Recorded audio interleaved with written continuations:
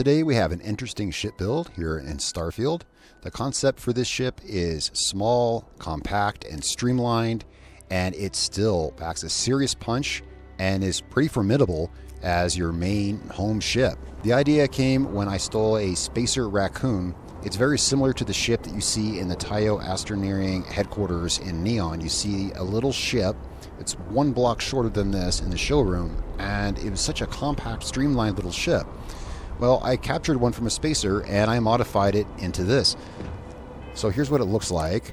And so today I'm going to show you how to build this, all the parts that go into it, and I think it's quite attractive. And so I hope you like it, and if you want to build it, I'll show you all the parts and everything that goes behind it.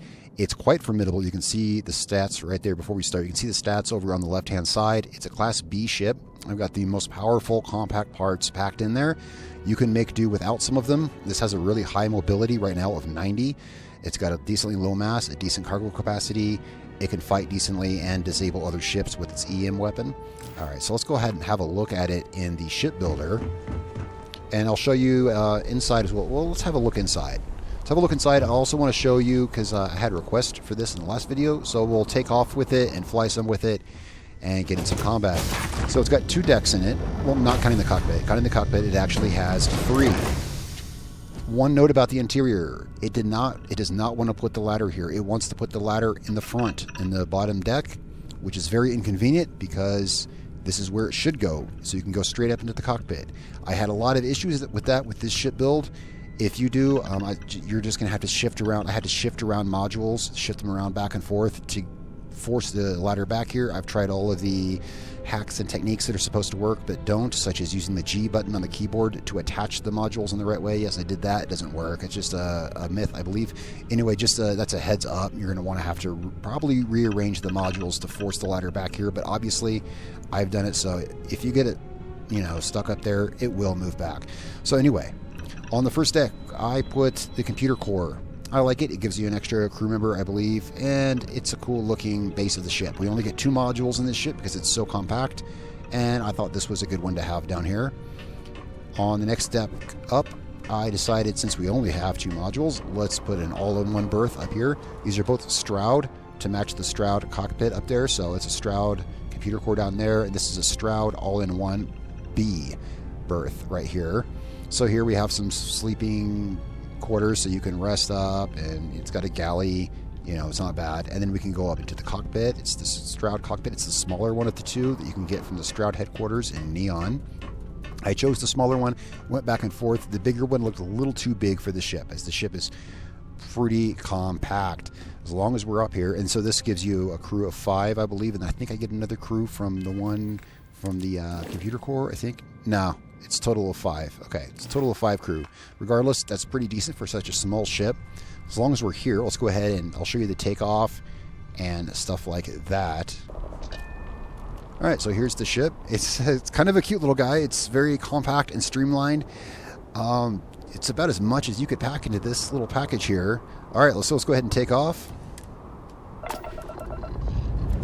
So you can see the thrusters and such like that.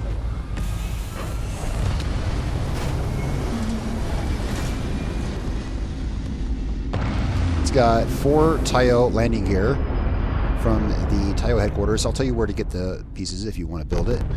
Let's get into space here, and you can see it's very quick and maneuverable. Let's go ahead and put one more into engine so we get a little more speed here. It's got a decent shield of, I believe it's like 2600 or something with my bonuses, but the base shield I think is 1600. We'll have a look at that in the ship builder. So here you can see the ship from the outside.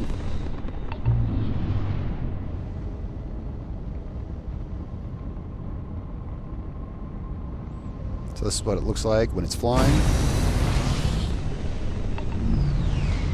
It handles very good in combat. It's very maneuverable, as you can see. I just got out of a fight with 3 level 40 Starborn, and at the end of combat, my shield was back up to 91. My shield did go down to about 30 during the fight, but by the end of the fight, because the ship is so maneuverable, I was able to stay on the last remaining one long enough on his tail that they weren't able to hit me, and the shield regenerated up to full by the end of the combat. The ship took no damage, so it's very maneuverable. So let's go ahead and land back where we were at the outpost here. So you're going to want to start building the ship at Taiyo, probably, to get the Taiyo landing gear.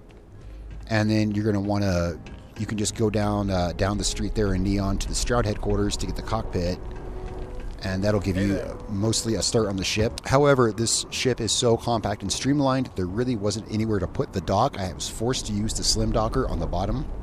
You can't get that anywhere in Neon, so you'll have to start building the ship at Neon, attach a different dock, kind of jerry-rigged looking, and fly it to somewhere else to get that slim docker down there. But let's have a look at it in the builder here. Okay, so here in the builder, you can see the ship's stats without any buffs or skill bonuses. So you can see 1500 shield, so 1093 hull, 1500 shield, 2400 cargo, 5 crew, and it's got a 30-year jump range, still with 90 mobility. Yeah, and so here's how it's all put together. Okay, and so here we have the ship completely exploded apart, so I'll show you how to put it together from the inside out, starting with the 2 halves, which is all there's room for with as small and compact as it is. And so we have the landing bay. It's a Taiyo landing bay, and I thought it best it comes in from the rear. Taiyo landing bay. And then here we have 2 Stroud halves. The reason that they're both Stroud is because the cockpit is Stroud, and I wanted a consistent look throughout the interior of the ship. The lower hab is a Stroud computer core, and then above that is the all-in-one berth 2x1B. It's the B one. I like it better. All right, and so those are connected right there, and that's the central core of the ship. That's it. So let's have a look at the landing gear. This, I believe, you're going to have to get from the Taiyo headquarters. That's why I recommend you start building it there. This is the Pinpoint 4G landing gear. It looks a lot like the custom Taiyo landing gear that's a full half circle and 2 blocks high. But the reason we're using these is because the ship is so compact, we need room above it right here to put things like this. There is Taiyo landing gear that's a full fuselage half circle like this, but instead we're doing that and complete the top with storage. If that makes sense. So we have 4 of these guys. Let's go ahead and put them on here. Now continuing on from the habs, we have the cockpit. Stroud cockpit from the Stroud headquarters in the plaza in Neon. And this is like, it's the big bridge one, but you want the small one. I think the small one looks better. That said, you could fit the big one on here, absolutely. The small one, I think, fits it a little better with the look. And now for the body around this right here, there's 2 spare pieces here. These 2 structural pieces, Taiyo mid-cap port top and starboard top. And these are here. Could have used the round Taiyo landing gear, but instead I went with the half gear and these, so that if there's ever expansion needed, you have room for expansion right here. So these are extra. Gives you room for expansion if you want to put more storage or whatever, you know, suits your fancy right there, you can. Just as I have here on the rear, this is where the extra storage comes in. We have 2 of these, the Galleon S202 cargo hold. These complete, you know, the area over the rear landing gear. So that said, yeah, room over the front for something. So this is where we get our cargo from, between here and the cockpit. All right, now let's go ahead and have a look at our engines. Here's the engines that I'm using. There's lots of these right here, these Nova engines. You can get them from the start of the game. These engines, these particular ones become available, I believe, once you hit level 50, because they just unlocked for me when I hit level 50, the 1050s. I just upgraded to these for the better mobility. But that said, you can get, you know, this Nova style engine from earlier in the game, and you can just run less weight or, you know, whatever. But these are the ones that I'm using here. Now, there's room right between those engines for another engine, and this is the most powerful mobile engine I could get in Class B, because this is a Class B ship. So this engine just so happens to fit perfectly right there. This one right here, and you can get this engine not at every place. So yeah, I recommend starting this build at Taiyo headquarters in Neon, and then moving to the Stroud headquarters to get the cockpit, and then because also these engines are available in Neon. Yeah, I say that because I'm building on my outpost right now, and I can't get this engine here. All right, so moving up from there, above this is the grav drive right behind the bridge. And again, it's the best, most powerful grav drive packed into the smallest little shape that I could get. It's a 33 thrust Class B. It's the Aurora 13G grav drive. If you don't have this one available, just pick a small, powerful one that fits right there. Behind that, I have shielded storage, as I do have this as my main ship. I want it to have all the amenities of all my other ships, so it can smuggle cargo. Of course, you can get this at the Red Mile in the Parima system. So we have that right there. There's also a scan jammer mounted get to that.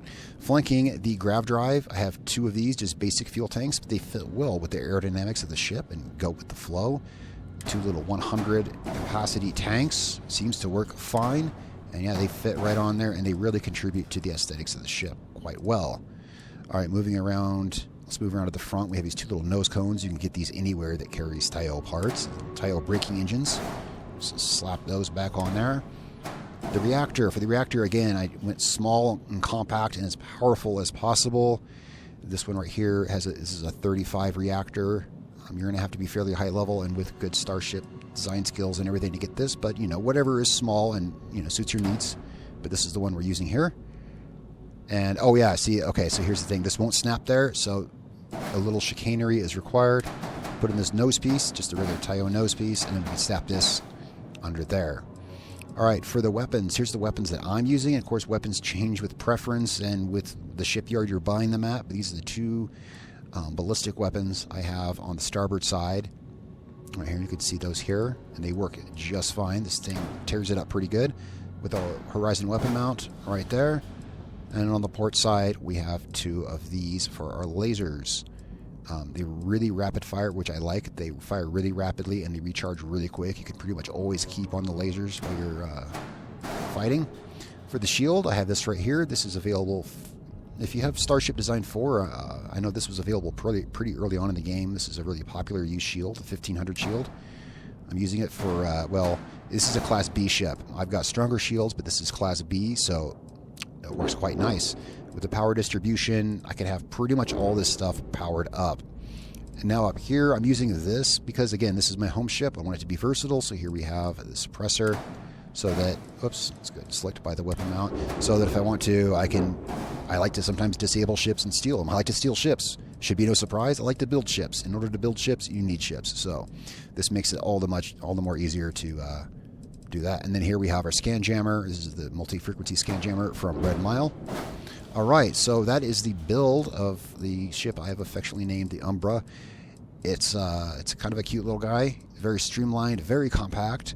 It wasn't originally built to be an all-in-one. It was that ship in the Taiyo showroom. It just looked so cool. It was so compact, and I was like, I wonder if I can build something like that, but actually get some carry capacity out of it. Well, as it turns out, yeah, it's been my home ship. It does everything I want it to do, and it performs really well all across the board. All right, guys, thanks so much for watching. I do hope you enjoyed the ship and the video. Tell me what you think in the comments below, and I'd love to hear your input or any questions you may have, anything like that. Let me know.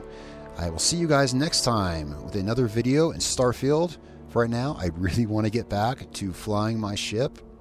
It's a really good one. Yeah, tell me what you think, guys, and I'll catch you next time.